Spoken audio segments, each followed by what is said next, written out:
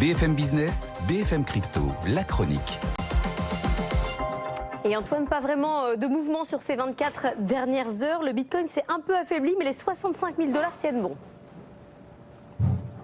Oui, pour le moment, on reste au-dessus du cap symbolique. L'Ether reste stable sur 24 heures. Aussi, après quelques gains, on aurait pu s'attendre un peu mieux, vu qu'il y a eu quand même une bonne nouvelle. La SEC, le gendarme boursier américain, a annoncé arrêter ses enquêtes structurelles autour de l'Ether pour savoir si c'est un actif financier ou une matière première, une commodity.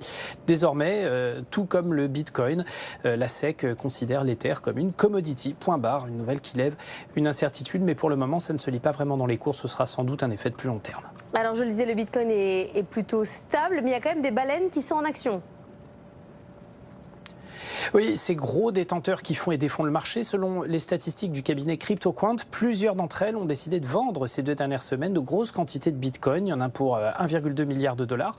Et pas à travers le marché, les plateformes d'échange ni rien, mais via des courtiers, des brokers, donc via la sphère financière traditionnelle. Alors sans doute de très gros détenteurs de long terme, mais aussi des mineurs de Bitcoin, pense CryptoQuant, qui ajoute qu'on pourrait assister au début d'un basculement assez incroyable. Vous vous souvenez, on en a parlé la semaine dernière, cette conviction que les mineurs, désormais les mineurs de Bitcoin, forts de leur capacité de calcul, vont investir massivement désormais et de concert avec l'intelligence artificielle en vendant leur capacité de calcul et leur capacité électrique. Et bien tout ça demande du financement, l'établissement d'un écosystème, de liquidité, de trésorerie, et ça peut passer par la liquidation d'une partie de leur Bitcoin, ce qui expliquerait ce gros poids sur les cours en ce moment, vu que le Bitcoin est incapable de rallier les 70 000 $.